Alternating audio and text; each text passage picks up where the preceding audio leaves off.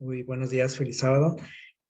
Bueno, el día de hoy vamos a tratar este tema que hemos titulado El segundo Adán. La cita de nuestra reflexión se encuentra en 1 Corintios 15:22, ya la leímos, pero vamos a darle lectura nuevamente. Dice 1 Corintios 15:22, porque así como en Adán todos mueren, así en Cristo todos serán vueltos a la vida. Vamos a ver a qué se refiere esta frase del segundo Adán. No sé si alguna vez la han escuchado. Vamos a profundizar un poquito en este asunto. Miren, nos dicen por aquí este libro, Maravillosa Gracia, que la caída del hombre llenó todo el cielo de tristeza. Eso es sabido por todos, ¿no? El Hijo de Dios, el glorioso soberano del cielo, se conmovió de compasión por la raza caída. Una infinita misericordia conmovió su corazón al evocar las desgracias de un mundo perdido. Pero el amor divino había concebido un plan mediante el cual el hombre podía ser redimido. La quebrantada ley de Dios exigía la vida del pecador. En todo el universo solo existía uno que podía satisfacer sus exigencias en lugar del hombre, puesto que la ley divina es tan sagrada como Dios mismo. Solo uno igual a Dios podía expiar su transgresión. Esto es algo en lo cual pues es bueno meditar, ¿no? En este plan de salvación, sobre todo en estos días que el mundo celebra la muerte de Cristo, lo que él hizo por nosotros, ¿verdad? Eh, Dice que él se conmovió grandemente por lo que había sucedido en este mundo y bueno, él decidió eh, pagar nuestra deuda, pero dice que solo uno podía hacer eso, solo él, nadie más podría hacerlo. Sigue diciendo por aquí, el plan de salvación había sido concebido antes de la creación del mundo, ¿sí? Era un plan de emergencia por si algo sucedía, porque ya había sucedido también antes en el cielo, ¿sí? La entrada del pecado. Dice, sin embargo, fue una lucha aún para el mismo Rey del universo entregar a su Hijo a la muerte por la raza culpable. Imagínense cómo se sintió Dios en ese momento. Fue una lucha, o sea, no fue una decisión fácil de tomar, ni a la ligera, ni de un momento a otro. Fue algo que se tuvo que, pues, meditar, planear, ¿sí? Y aceptarla. Dice, oh, el misterio de la redención, el amor de Dios hacia un mundo que no le amaba. ¿Qué les parece? Dice, a través de los siglos sin fin, las mentes inmortales tratando de entender el misterio de ese incomprensible amor se maravillarán y adorarán a Dios. Y aquí vamos a poner énfasis y atención en esto. Dice, a Cristo se le llama el segundo Adán. ¿Por qué? Dice, bueno, con toda su pureza y santidad relacionada con Dios y amado por Él, comenzó allí donde había empezado el primer Adán. ¿A qué comenzó Adán? O el primer Adán. Bueno, vamos a analizarlo en esta hora. Eh, Dice, aparte, Cristo fue tentado en forma 100 veces más cruel que Adán y en circunstancias mucho peores y en todo sentido, dice, redimió la vergonzosa caída de Adán y salvó al mundo. Vivió la ley de Dios y la honró en este mundo de transgresiones, revelando al universo, a Satanás y a los perdidos hijos de Adán, que por medio de su gracia la humanidad puede guardar la ley de Dios. Eso nos demostró, aparte de salvarnos, demostró, dice, al universo, a Satanás y a nosotros, que su ley puede guardarse a través de su poder, del poder de nuestro Dios. Vamos a hablar un poquito acerca de este personaje, ¿sí? Haciendo un lado ahorita esto como introducción a lo que hizo Jesús por nosotros. Vamos a hablar un poquito de Lucifer. Eh, dice que hubo un tiempo cuando Satanás estaba en armonía con Dios y se gozaba, perdón, en ejecutar los divinos mandatos, algo que a lo mejor nos cuesta trabajo imaginar, el pensar en Lucifer en ese estado, ¿sí? En esa situación. Normalmente, pues, cuando pensamos en él, pues sabemos lo que él hace, ¿no? Y a lo que se dedica. Y si vemos aquí, hubo un momento, dice, cuando él era totalmente opuesto a lo que es hoy. Dice, hasta que comenzó a pensar que su sabiduría no provenía de Dios, sino que era inherente a sí mismo y que él era tan digno como Dios de recibir el honor y el poder. ¿Sí? O sea, todos esos privilegios que él tenía, su sabiduría, su liderazgo, su hermosura, llegó a pensar que se debía a él mismo, no como un regalo de su creador, sino que él lo había obtenido por sus propios méritos. Y aquí hay que poner atención en este asunto. ¿Cómo fue que se dio esa caída de Lucifer? Mira, dice, poco a poco comenzó a buscar su propio honor y a emplear sus poderes para atraer la atención y alabanza a sí mismo, o sea, la alabanza y la atención de sus compañeros. Gradualmente llevó a los ángeles que estaban a su cargo a servirlo a él. ¿Qué les parece esto? En vez de que estuvieran sirviendo a Dios, los ángeles los que tenía a su cargo, dice que empezaron a servirlo a él, en lugar de dedicarse a esas energías para servir a su creador. Poco a poco, nuevamente dice, Lucifer llegó a albergar el deseo de ensalzarse, aunque toda su gloria provenía de Dios, este poderoso ángel llegó a considerarla como inherente a sí mismo. Nuevamente, ¿no? Nos dice cómo él llegó a pensar que todo eso lo tenía por sus cualidades, ¿sí? Porque él se lo había ganado, como quien dice, ¿no? Pero hay que destacar aquí cómo este proceso, digo, de su caída no fue de la noche a la mañana, no fue un día que él se haya levantado y haya dicho, ¿saben qué? Yo quiero ser igual a Dios. Esto es algo que se dio poco a poco, gradualmente, o sea, eso fue creciendo, esas ideas, esos pensamientos, esas acciones, hasta llegar a hacerle la guerra a Dios, literalmente. Eh, no sabemos cuánto tiempo sucedió desde que comenzó con esas ideas hasta que lo llevó a cabo, ¿no? En su rebelión contra el Creador. Pero lo que sí nos deja claro aquí es que fue algo progresivo, algo que tomó su tiempo. Eh, y el momento en que explotó, podríamos decir, esa bomba, cuando le declara la guerra a Dios, fue, dice aquí, cuando Dios dijo a su Hijo, fíjense bien, hagamos al hombre a nuestra imagen, hablando de la creación del ser humano, dice, Satanás sintió celos de Jesús y deseó que se le consultase acerca de la formación del hombre.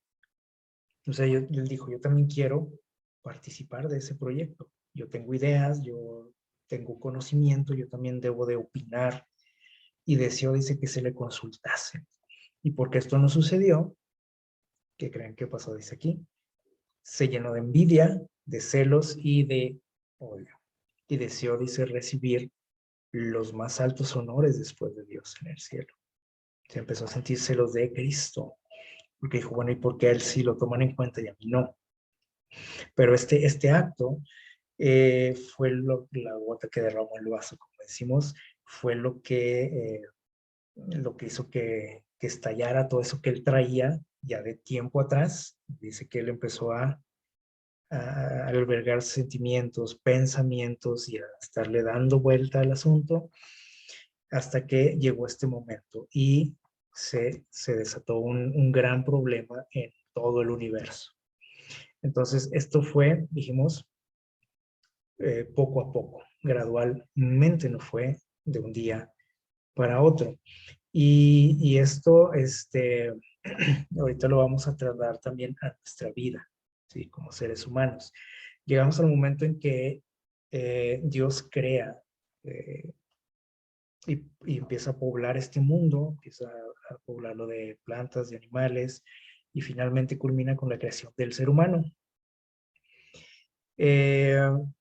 Y cuando ellos son creados, dice que continuamente ellos, Adán y Eva, descubrían en su edénica morada alguna nueva belleza, alguna gloria adicional que henchía sus corazones de un amor más profundo y arrancaba, perdón, de sus labios expresiones de gratitud y de reverencia al Creador. Nosotros sabemos que ellos fueron creados perfectos.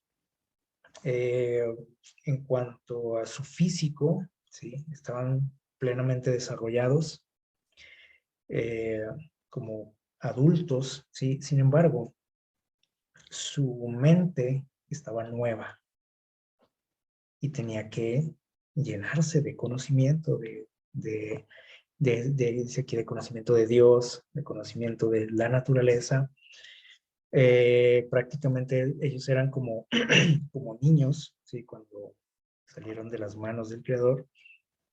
Y entonces ellos tenían que ir aprendiendo cosas, ¿sí? Y llenando su mente de conocimiento que los iba a hacer crecer mentalmente, espiritualmente, o sea, intelectualmente, iban a ir eh, en crecimiento, ¿sí?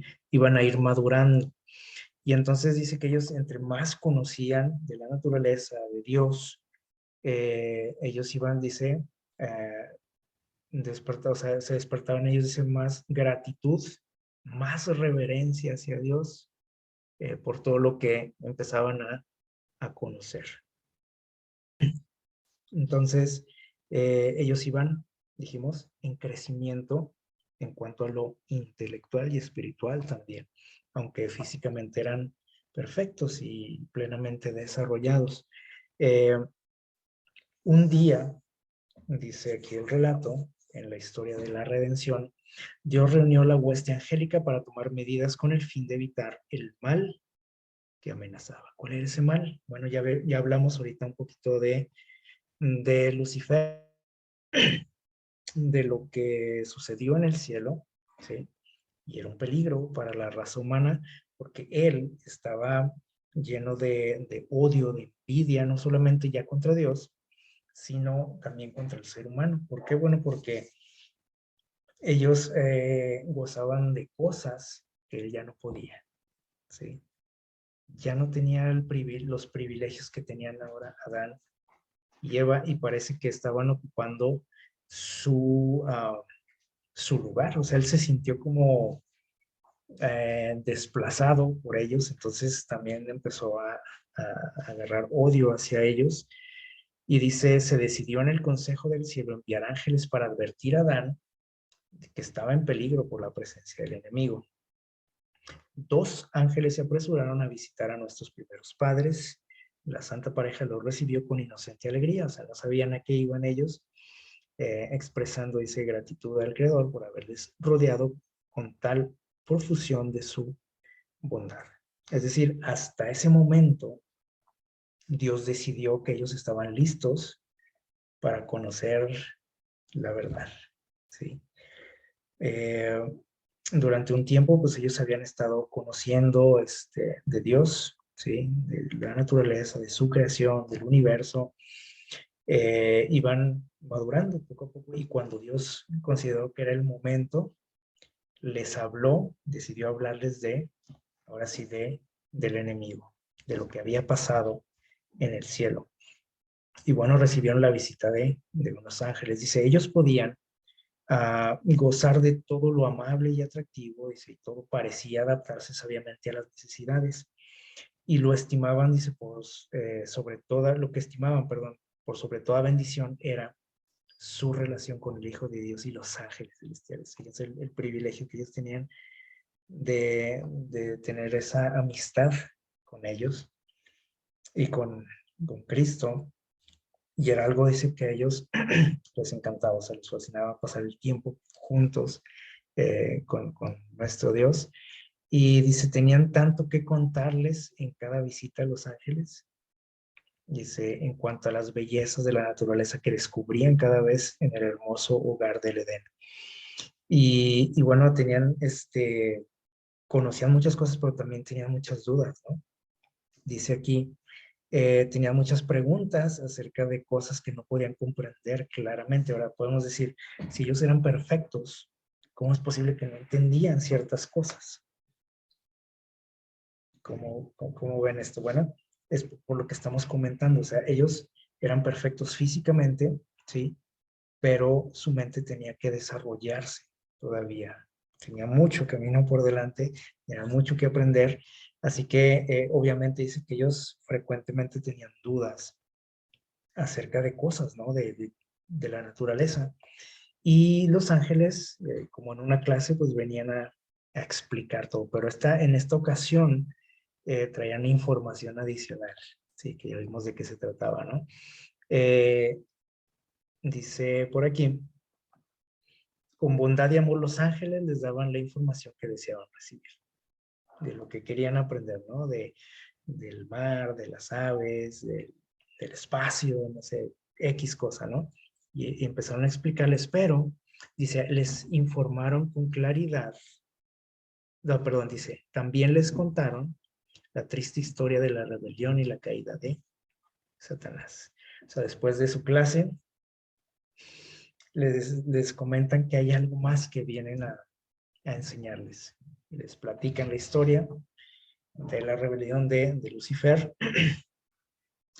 y les hablan acerca de un árbol. Dice aquí, les informaron con claridad que el árbol del conocimiento había sido puesto en el jardín del Edén con un propósito, dice aquí, como prueba de obediencia y su amor por Dios. Hasta entonces ellos se enteran de esto, ¿sí? Nosotros cuando leemos ahí el Génesis, pues leemos todo así muy resumidamente, ¿sí? En 2 capítulos viene todo eso.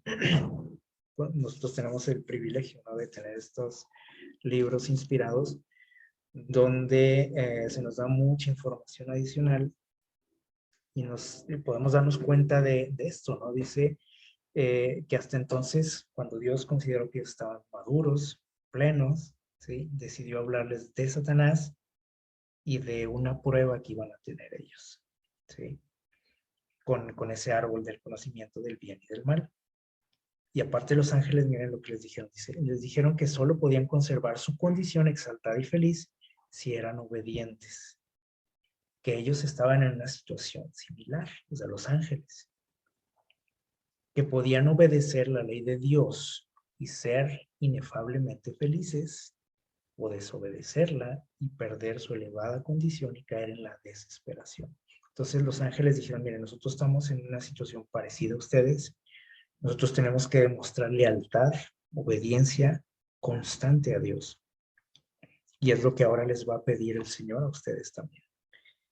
Y ha colocado este árbol, ¿sí?, el cual dice, no quiere el Señor que lo toquen, que coman de su fruto, no quiere que se acerquen ni siquiera ahí a los alrededores, no quiere tampoco que investiguen, dice por ahí en una cita, si ustedes leen esta historia por ahí en estos libros, les dijo Dios, no investiguen tampoco, no investiguen.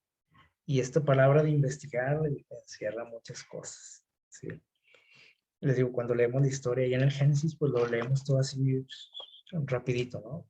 Dios creó al ser humano, les puso una prohibición, una prueba, y Adán y Eva fallaron, ¿no? Fueron engañados, y fin del asunto, ¿no? Pero cuando hablamos de esta palabra investigar, que Dios les dijo, no investiguen. Una investigación, los que han hecho alguna vez alguna investigación saben que se requiere tiempo, ¿no? Los que han hecho por ahí una tesis, ¿verdad? Una investigación, pues no es algo que podamos empezar ahorita y ya para mañana está listo, ¿no? O sea, se requiere de tiempo, dedicación, de buscar, de indagar, de reflexionar, de darle vuelta al asunto, ¿sí? Buscar respuestas, ¿no?, a algo. Entonces es algo que requiere tiempo, ¿sí? Y quédense con esa idea. Miren, dice aquí, bueno, vamos a continuar. En cuanto al árbol, ¿sí?, que Dios puso ahí en el huerto, Dice aquí lo siguiente en el libro La verdad acerca de los ángeles. Dice, el hombre debía de ser probado.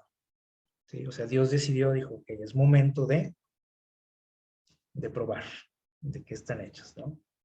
Dice, si permanecía fiel y leal después del primer examen, o sea, iban a tener una prueba nada más. Dijo, si lo logran, si salen victoriosos después de este periodo de prueba, ¿qué iba a pasar? Dice aquí, no habría de ser acosado por continuas tentaciones el ser humano, ¿sí? Como iba a suceder en ese momento, en ese periodo de prueba, iba a ser, dice, acosado el ser humano, continuas tentaciones. Dice, iba a llegar un momento que si ellos salían victoriosos, dice, iban a ser elevados a la igualdad con los ángeles, o sea, iban a quedar libres para siempre de las trampas de Satanás, iban a ser igual que los ángeles, vestidos de inmortalidad. ¿Qué les parece? Es algo interesante, ¿no? Entonces, iba a haber un periodo de prueba, ¿sí? Un examen para ellos. Cuando Dios decidió que estaban listos, dijo, vamos a que comience la prueba, ¿no? Y bueno, les decía ahorita que Satanás tenía coraje contra el ser humano, porque sintió que ellos estaban ocupando su lugar, ¿sí? El lugar que él había perdido. Y él decidió trazar un plan así muy detallado de lo que él iba a hacer. O sea, él quería que esta nueva pareja, estos nuevos seres, se unieran a él en la rebelión contra Dios, ¿sí?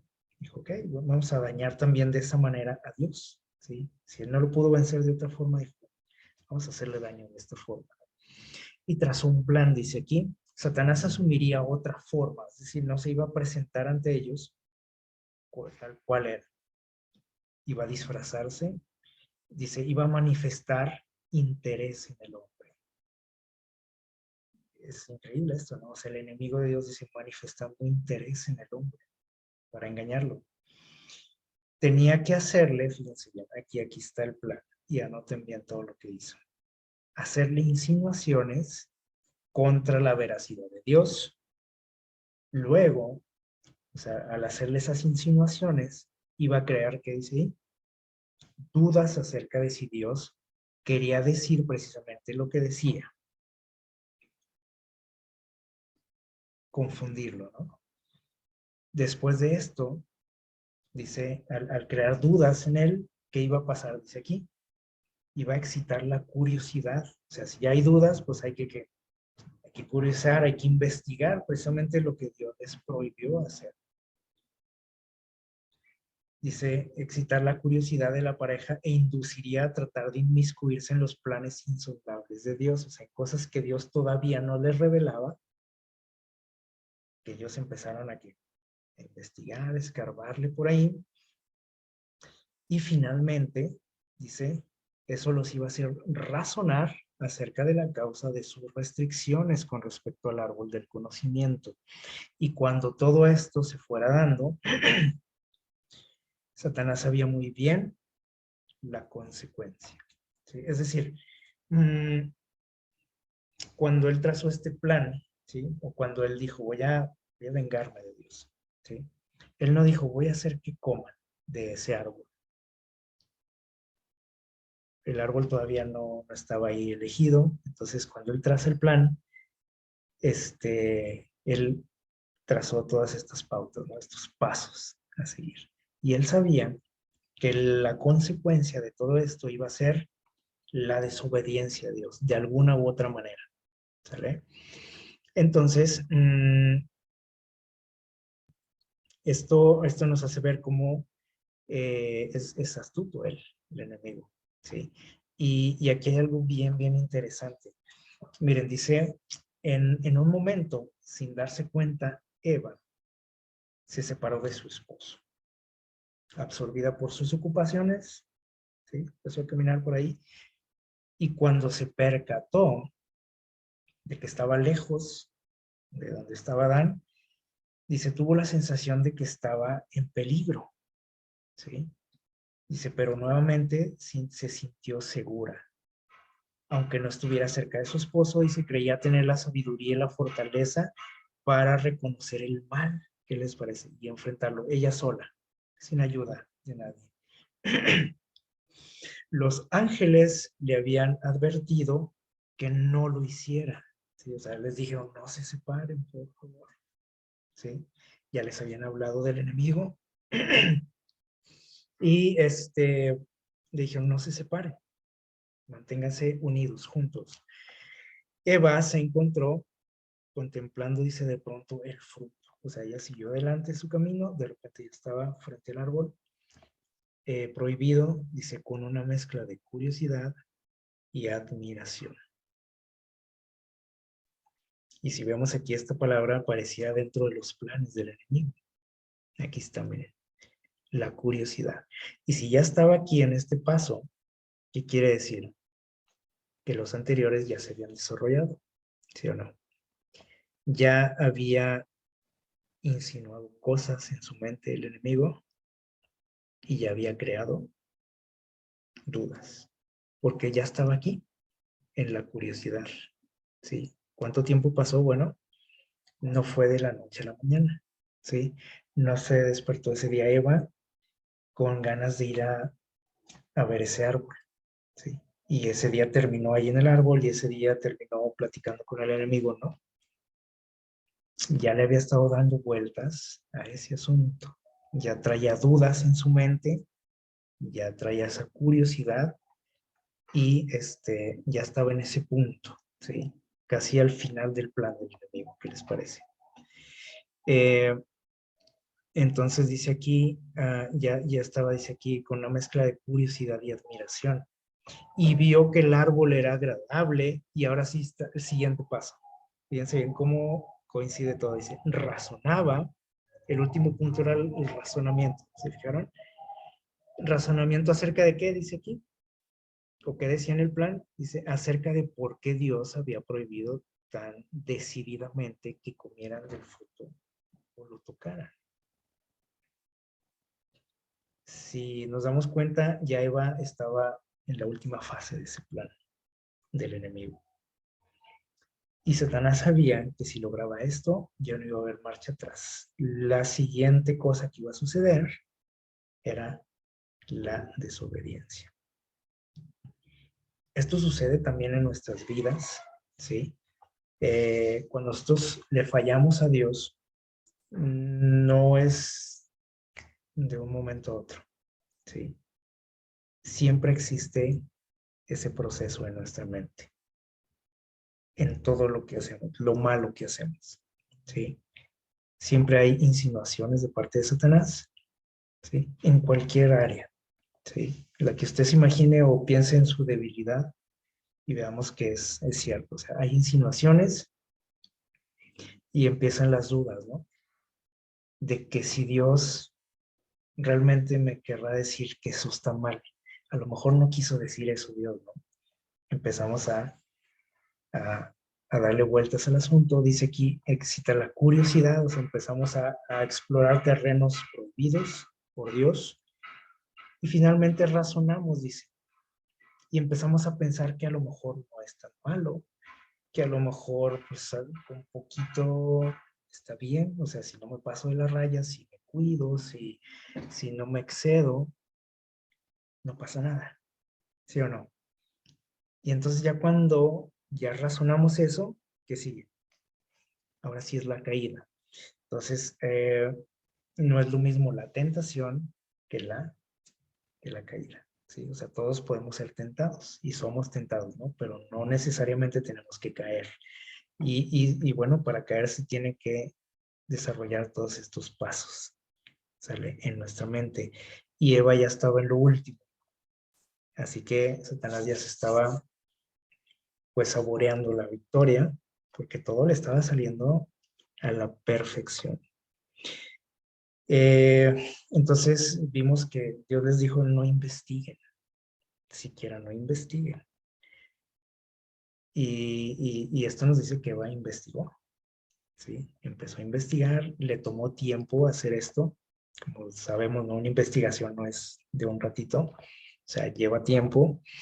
Y el hecho de que ella, dice aquí, sintió sintió el peligro primero cuando estuvo lejos de Adán y de pronto ese peligro o esa sensación desapareció y dijo, no, creo que sí puedo yo sola, ¿sí?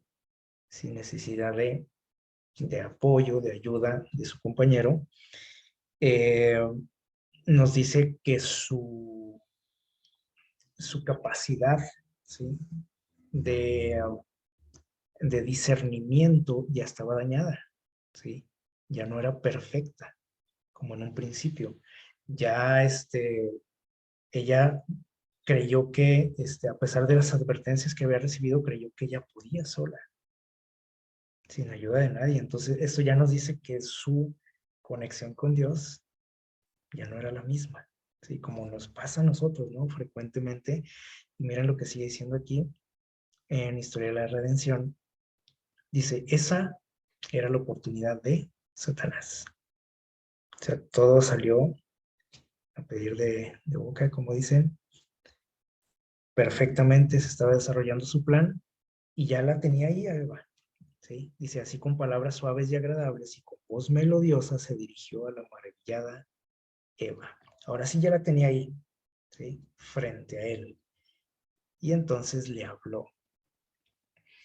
Dice, y Eva se sintió sorprendida al verificar que la serpiente hablaba. O sea, ella no se asustó cuando ve que un animal está hablando y lo vean lo que le dijo. Dice, esta alabó la belleza y el extraordinario encanto de Eva, lo que no le resultó desagradable, como a ninguna mujer, ¿sí? Le empezó a hablar bonito. Y Eva, en vez de decir, bueno, esto no es normal, esto es algo sobrenatural, o sea, como que un animal está hablando. Dice, ella estaba sorprendida porque sabía que Dios no había conferido a la serpiente la facultad de hablar. Pero eso no le preocupó, sino que empezó a curiosear más, ¿sí? Y aparte le estaban hablando bonito y ha de haber dicho esto, pues, qué padre, ¿no? Lo que me está diciendo, así no me habla Adán. Y eso la mantuvo ahí, ¿no? En donde no debía de estar. Y luego miren lo que dice aquí. Dice, Eva se acercó al árbol prohibido, curiosa por saber cómo la muerte podría cubrirse en el fruto de tan hermoso árbol, ¿sí? Ya tenía esa curiosidad.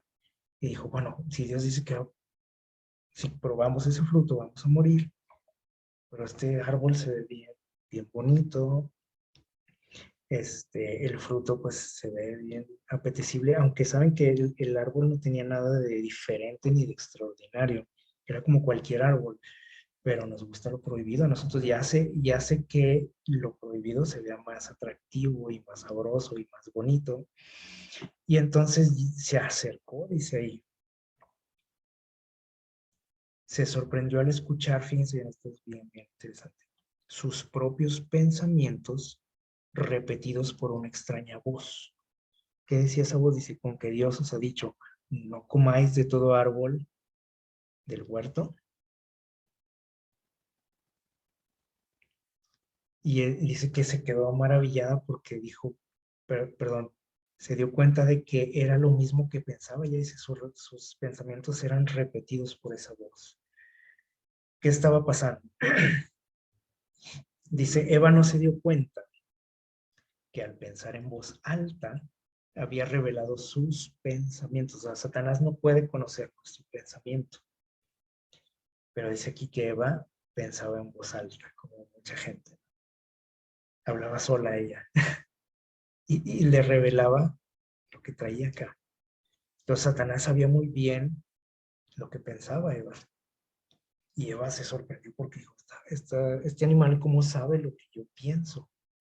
Y mis palabras, ¿cómo las repite? Por tanto, dice, se asombró al escuchar sus dudas repetidas por una serpiente. Y esto es algo con lo que nosotros nos identificamos, estoy seguro. ¿Les ha pasado en algún momento que o se han sorprendido de que este aparatito conoce sus pensamientos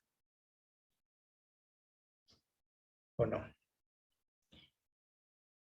En algún momento usted ha dicho, pues quisiera o le ha platicado a alguien, ¿no? Quisiera vender mi carro, quiero cambiarlo, quiero uno mejor, quiero uno así, ya sea de tal modelo, de tal marca, de tal color. Y cuando usted va por aquí a su teléfono, lo enciende, le aparece el carro de sus sueños. Del precio que quiere, del color que quiere, del modelo que quiere, de la marca que quiere. Y usted dice, ¿cómo?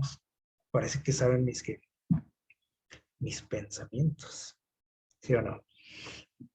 Y esto les digo, nosotros estamos muy identificados con últimamente con la tecnología. Ahora, Satanás es un psicólogo por excelencia. Entonces, él trazó un plan, ¿sí? A través de ese plan que ahorita vimos cómo se fue desarrollando, él iba a conocer la mente de Eva y de Adán y Eva, ¿no? Quería conocer cómo funcionaba su mente, qué pensaban, qué les atraía, igual que sucede con nosotros, por ejemplo, con estos aparatos, ¿no? Miren, hay algo, una teoría que se llama aquí la teoría de campo de Kurt Lewin, que tiene mucho que ver con esto que estamos mencionando de la tecnología, ¿sí?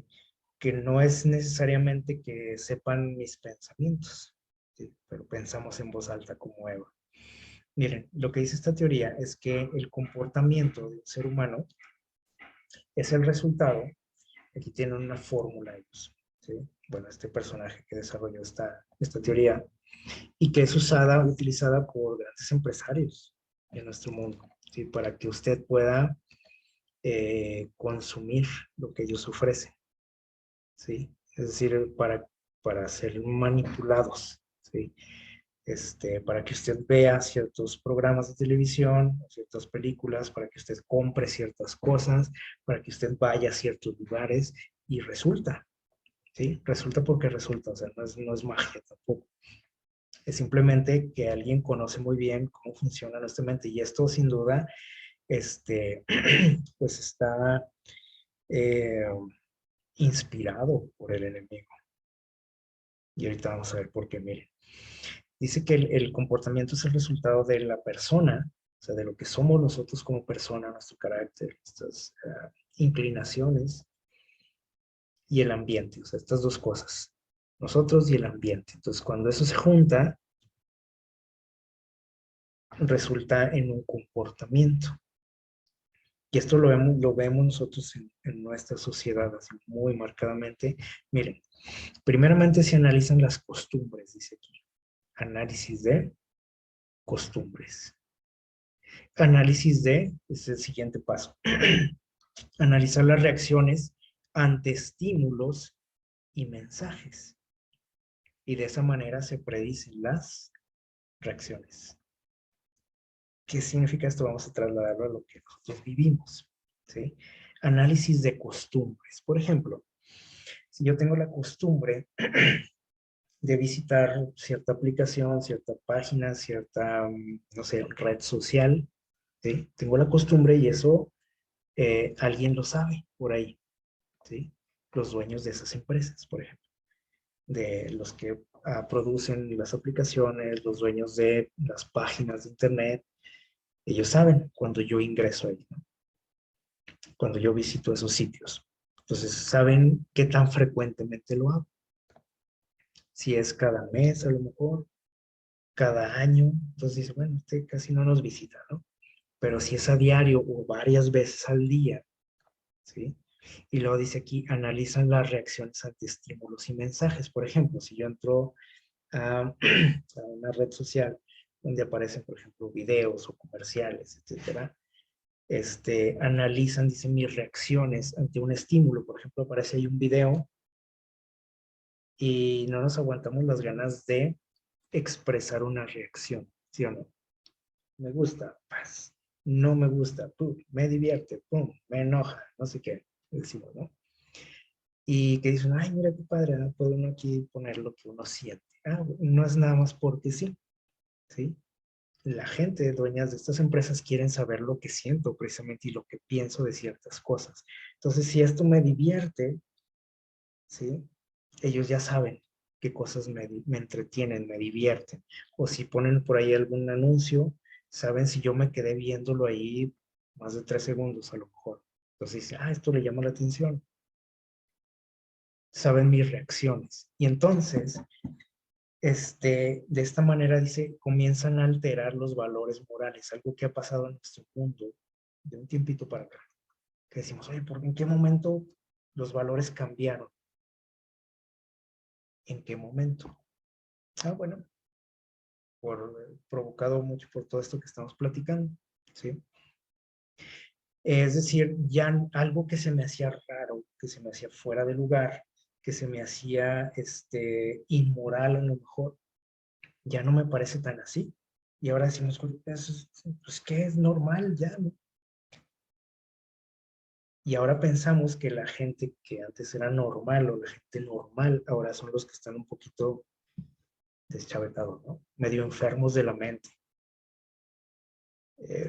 Porque ya no piensan como se piensa hoy, ¿sí? Esta gente es muy retrógrada, muy anticuada, decir, esto es lo de hoy, ¿sí? Y finalmente dice aquí, de esa manera se manejan nuestras emociones y sentimientos. Y eso cambia nuestro comportamiento. ¿Ha cambiado el comportamiento de la sociedad en estos últimos tiempos? Sí, esto, bueno, hemos pasado por todo este proceso. Sí. Vamos a ver qué nos dice Santiago 1, del 12 al 15. Esto nos lo corrobora la Biblia, en este texto. ¿Cómo es que nosotros llegamos a caer en algo? ¿Sí? En una desobediencia a Dios. Miren, dice versículo 12, feliz el hombre que soporta la tentación, porque al superar la prueba recibirá la corona de la vida que Dios ha prometido a los que le aman. Esto fue lo que Dios le dijo a Adán, ¿se acuerdan? Le dijo, si ustedes soportan esa tentación, esa prueba, ese periodo de prueba, ese examen, recibirán la vida eterna. O sea, hasta ese momento no la tenían segura todavía.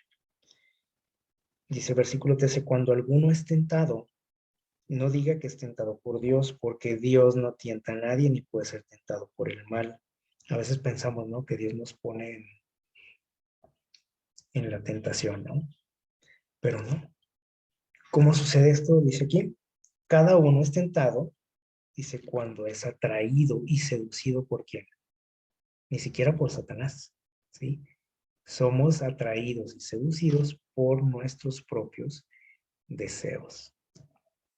Lo que me atrae, lo que me gusta, ¿sí? Y esto fue lo que hizo Satanás. Si se fijan, este plan, ¿sí? O esta teoría, es exactamente lo que hizo Satanás en el Edén.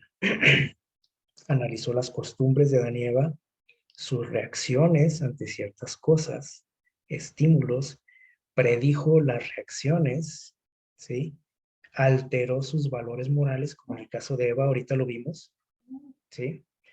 Eh, al hecho de que ella de repente, a pesar de que sintió el peligro, ¿sí? Se dio cuenta de que no era necesario estar cerca de su esposo, ¿sí? Para, ¿cómo se dice? Para mantenerse fiel a Dios, ¿sí? El hecho de que haya desechado esa voz de alarma en su mente, de que le dijo, hey, cuidado. Ese hecho, ¿sí? Nos dice que sus valores morales habían cambiado, ¿sí? Y lo que seguía era esto, ¿sí? Satanás iba a manejar de esa manera sus emociones y sus sentimientos. Y eso fue lo que pasó. O sea, la manipuló y finalmente su comportamiento cambió y tomó del fruto. Y no nada más hizo eso, sino que fue y le dio a su pareja, ¿sí? Entonces dice aquí, somos seducidos por nuestros propios deseos. Y eso nos pasa a nosotros, ¿no? Satanás pone ahí los estímulos, ¿no? Ver lo que nuestras costumbres y analiza las reacciones ante los estímulos. ¿Cómo puede ser esto? Por ejemplo, si yo estoy en una reunión, ¿sí? de repente mis compañeros que están por ahí sacan cervezas. Es un estímulo que Satanás dice, a ver, vamos a ver cómo reacciona. ¿Sí? Y empieza a analizarme. ¿Cómo reacciono ante ese estímulo? Y ahí está la botella. Y a lo mejor yo digo, no, pues no, yo prefiero una limonada, por ejemplo, porque no me atrae eso. Y entonces dice el enemigo, ok, entonces esto no, con él no funciona la cuestión de la bebida, ¿sí? Vamos a intentar por otro lado, pero va a caer de alguna manera, ¿sí? Entonces ya analizó mis reacciones, dice, bueno, ok, entonces ya para la próxima él predice mi reacción. Para la próxima vez que yo esté en una reunión y de repente alguien saque bebidas alcohólicas, pues dice el enemigo, esto no funciona con él, ya sé que él no, ¿sí?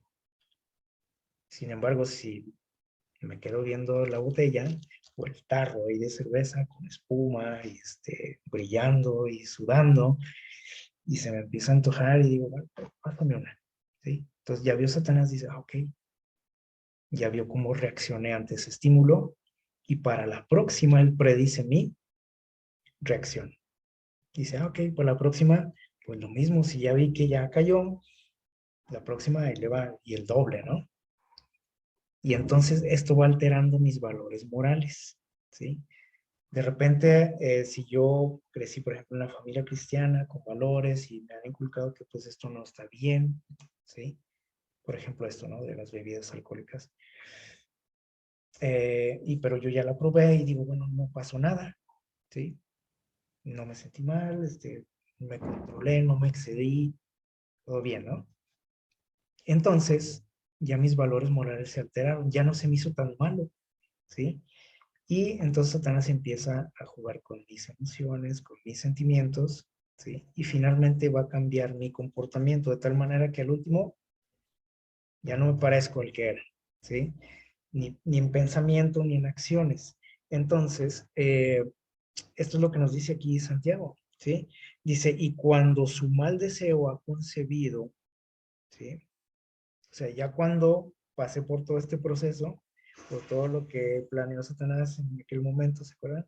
De la duda, de la curiosidad, de las insinuaciones y todo eso, dice, viene el pecado. O sea, entonces ya se produce el pecado. Se produce el cambio de comportamiento, ¿sí? Y entonces dice, el pecado una vez cumplido engendra muerte. Y eso es lo que nos dice Satanás. O sea, Satanás me deja aquí en el cambio de comportamiento, en lo bonito nada más, ¿no? Que se sintió bonito, que me la pasé bien, que esto, que lo otro, pero él ya no me dice que la consecuencia de esto es la muerte. Eso es lo que sucede en nuestra vida. Eso es lo que pasó en el huerto del Edén. Y si vemos, esto no es de la noche a la mañana, esto no pasa de un día para otro, ¿sí? Por ejemplo, el que se hizo alcohólico no fue nomás porque una vez se tomó una cerveza y ya es un alcohólico, no. O sea, pasó un periodo, un proceso hasta llegar a esa situación. Y esto sucede en cada área de nuestra vida con cada debilidad que tenemos. Esto nada más mencionamos por decir, ¿no? El alcoholismo. Pero esto sucede en todo, ¿sí? En todo lo malo que hacemos a los ojos de Dios. Vamos a dejar esto un poquito a un lado y vamos a hablar ahora de Jesús. En Mateo 4, capítulo 4, del versículo 1 al 11, nos menciona por aquí la historia de la tentación. ¿Se acuerdan? Cuando Jesús dice ahí en el versículo 1, nada más vamos a leer versículo 1 de Mateo 4, le voy a dar aquí lectura, dice lo siguiente. Dice, entonces Jesús fue llevado por el Espíritu al desierto para ser tentado por el diablo. Conocemos bien esta historia, ¿no? Jesús acaba de ser bautizado, ¿sí? Y dice que el Espíritu Santo lo lleva al desierto para que sea probado. Y la prueba no terminó ahí, o sea, su prueba apenas empezó ahí, podríamos decir. porque a pesar de que el enemigo anduvo detrás de él desde que él nació, ustedes recuerdan, justamente en el momento en que él se bautiza, a la edad de 30 años, cuando él está maduro, física, mental, espiritualmente, Satanás dice, ahora sí, aquí comienza la gran batalla. Si ustedes leen por ahí en el libro de La verdad acerca de los ángeles, sucedió algo muy similar a lo que pasó con Adán y Eva.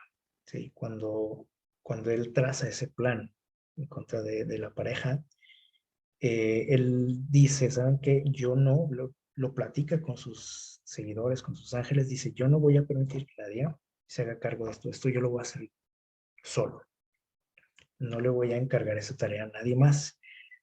Este, dice un dicho por ahí que si quieres que algo salga bien, tienes que hacerlo tú mismo, ¿no? Y Satanás no confiaba en nadie para hacer esta tarea.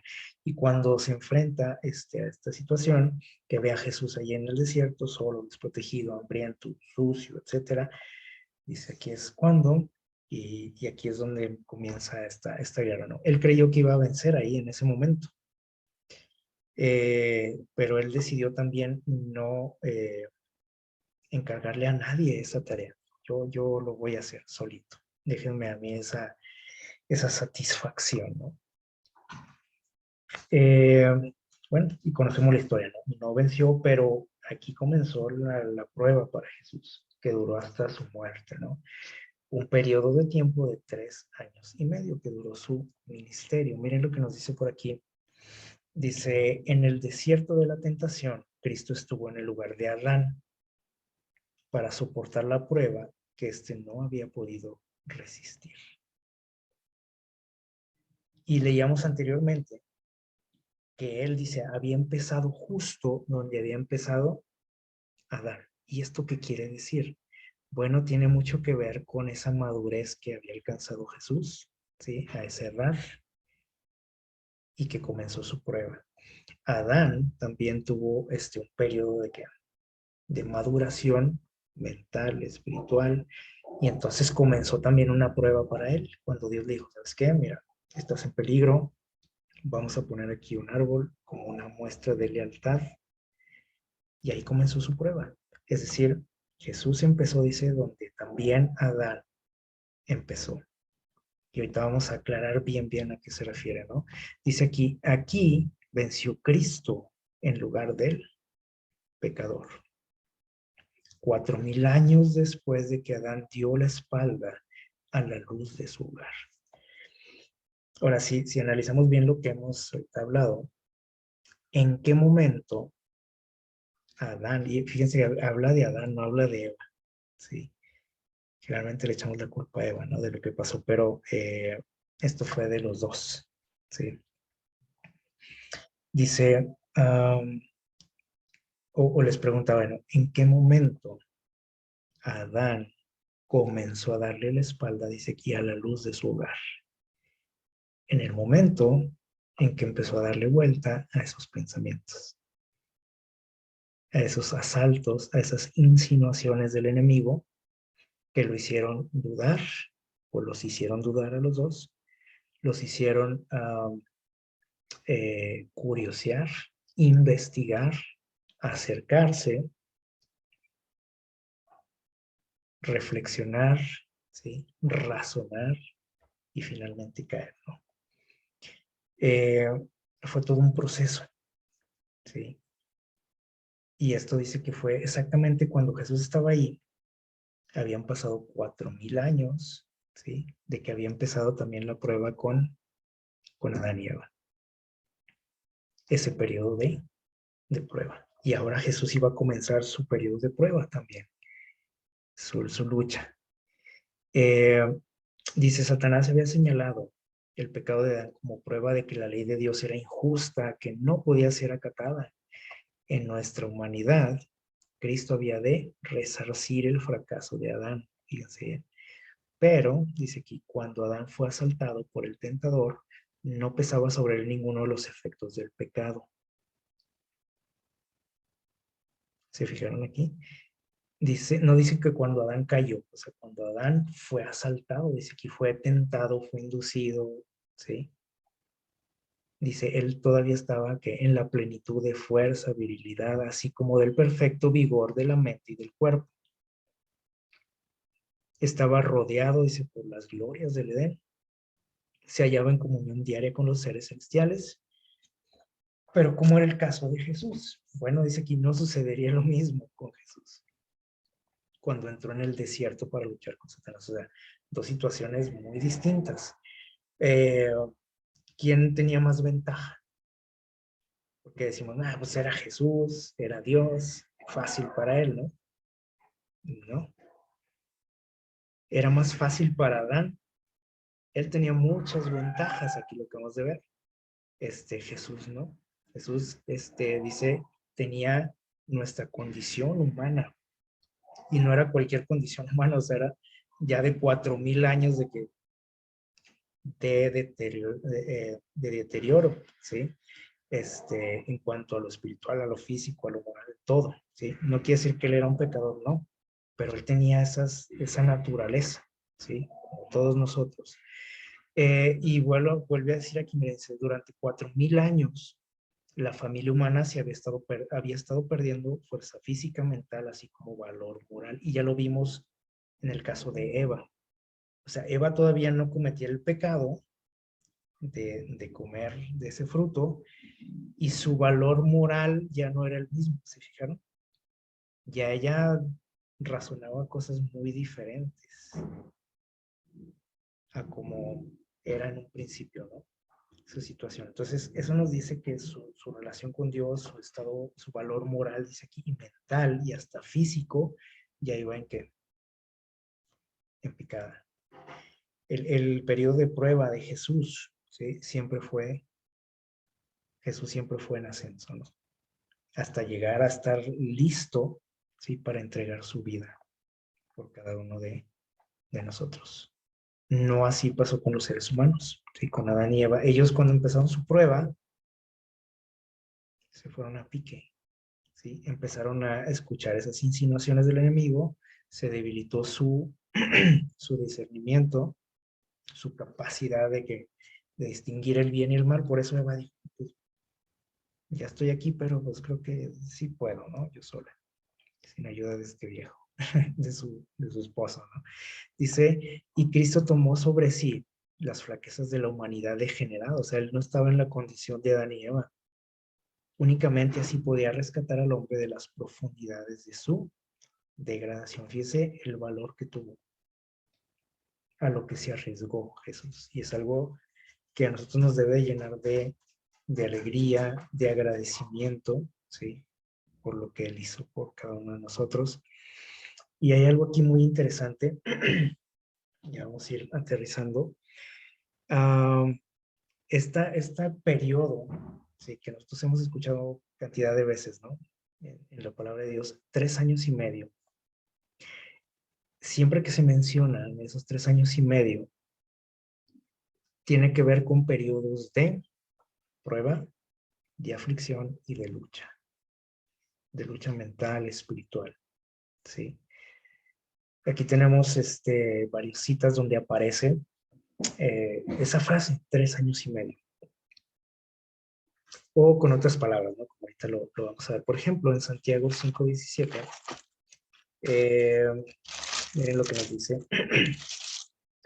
Dice, Elías era hombre sujeto a semejantes pasiones que nosotros, pero oró a Dios con fervor para que no lloviese. Y no llovió sobre la tierra, ¿durante cuánto tiempo? 3 años y 6 meses. Y ese periodo de tiempo fue un periodo de lucha y de prueba. Si ustedes recuerdan, en el pueblo de Israel había una situación grave de idolatría, ¿sí? Y fue una lucha espiritual que duró 3 años y medio. Justamente también el ministerio de Elías, eso duró 3 años y medio. Y ahí en 1 Reyes 18:1 nos narra esa historia. Lucas hace mención también a esto en capítulo 4, versículo 25. Daniel, ¿sí?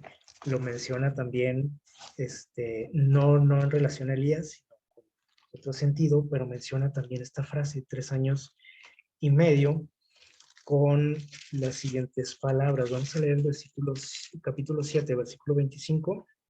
Si ustedes quieren, luego busquen las citas, las demás citas, para que vean a lo que se refiere.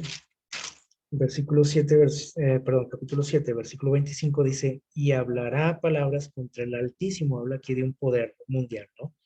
Dice, y a los santos del Altísimo, o al pueblo de Dios, quebrantará y tratará de cambiar los tiempos y la ley, y serán entregados en su mano, o sea, el pueblo de Dios, por un tiempo, 2 tiempos y la mitad de un tiempo.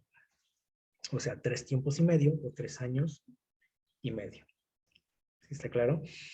En Apocalipsis, por ejemplo, ahí en el capítulo 11, vamos a leer los versículos 2 y 3.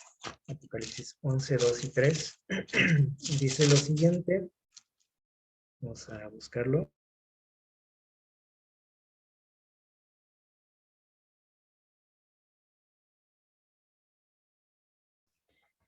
Vamos a darle lectura. Capítulo 11.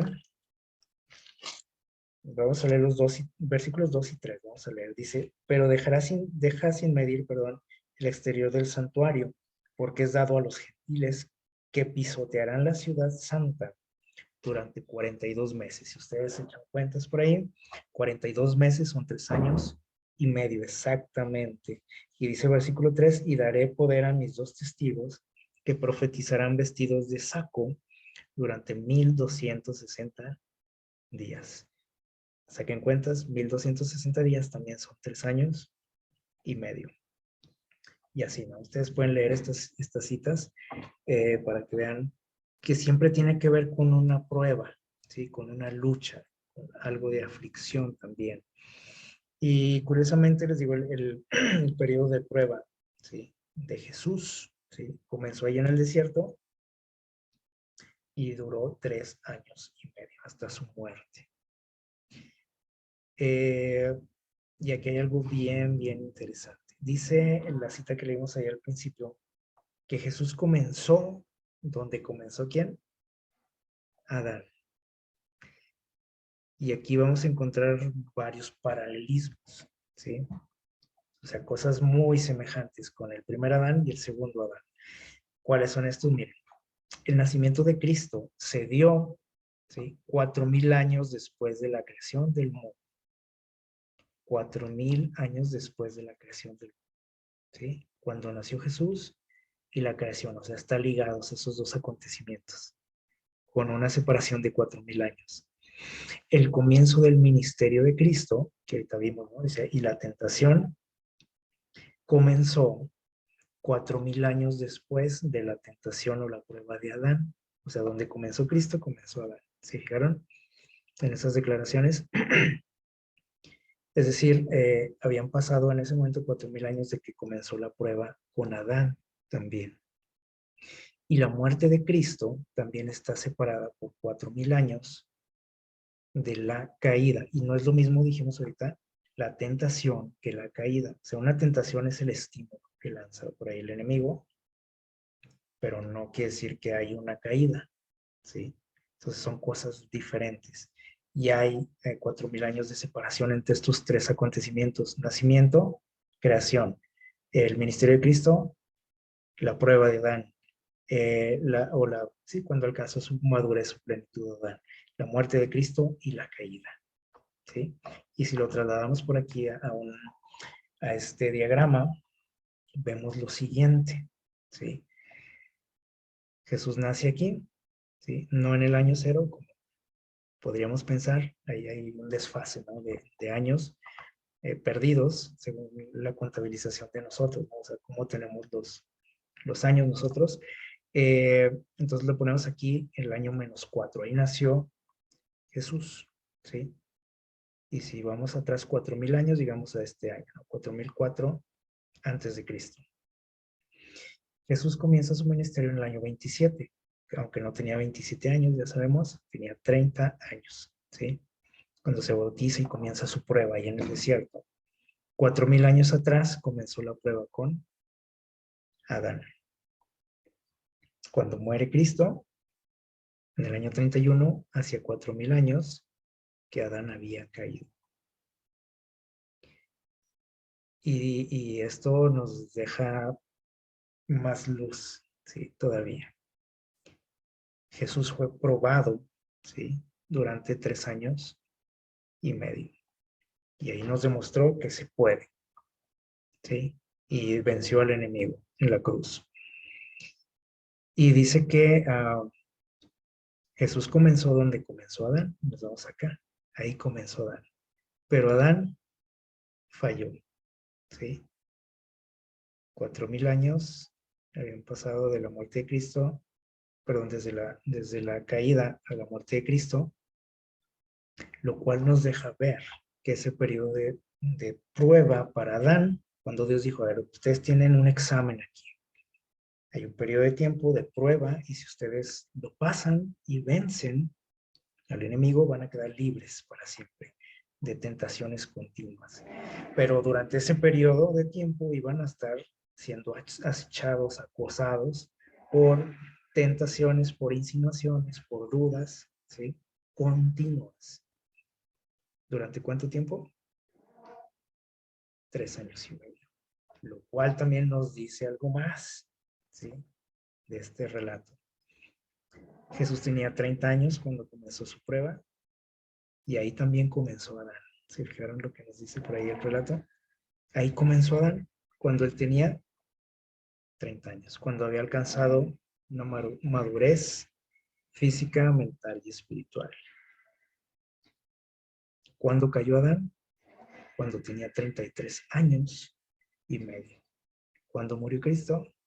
Cuando él tenía 33 años. Por eso se le llama el segundo Adán. Y vean todos los paralelismos que hay, las similitudes y todo está, todo cuadra, ¿sí? Y aquí tenemos otro diagrama viendo cómo ese periodo de madurez llevó, ¿cuánto tiempo dice aquí? 30 años, ya lo vimos ahorita, y el periodo de prueba, 3 años y medio. Es algo fascinante esto, ¿no? Es increíble cómo todo está, todo cuadra a la perfección, ¿verdad? Y donde falló Adán, ¿sí? Donde cayó Adán, Jesús que logró la victoria con su muerte, 4000 años después. Y vamos a ir concluyendo con esto. Vamos a trasladarnos ahora al futuro, ¿sí? Dice, cuando se dé la bienvenida a los redimidos en la ciudad de Dios, dice, un grito triunfante de admiración llena los aires. Los dos Adanes están a punto de encontrarse. El Hijo de Dios, dice, está en pie con los brazos extendidos para recibir al Padre de nuestra raza. Dice, al ser que Él creó, que pecó contra su Hacedor, dice, y por cuyo pecado el Salvador lleva las señales de la crucifixión.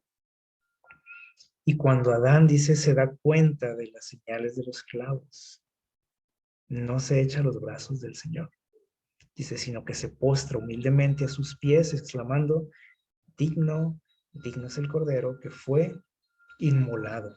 Y el Salvador, dice, lo levanta con ternura y le invita a contemplar nuevamente la morada edénica, de la cual ha estado desterrado durante tanto tiempo. Le dice, mira, aquí está tu hogar, ¿sí?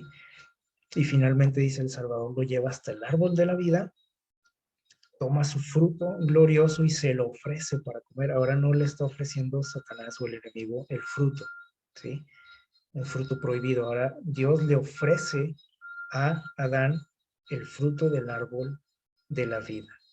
Adán mira, dice, en torno suyo y nota una multitud de los redimidos de su familia que se encuentra en el paraíso de Dios.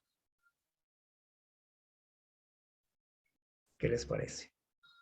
Dice, entonces, cuando ve a esa multitud que es su familia, o sea, nosotros, dice, entonces arroja su brillante corona a los pies de Jesús y cayendo sobre su pecho, abraza al Redentor, o sea, en agradecimiento y en alegría, o sea, de ese reencuentro, se abrazan los dos Adanes.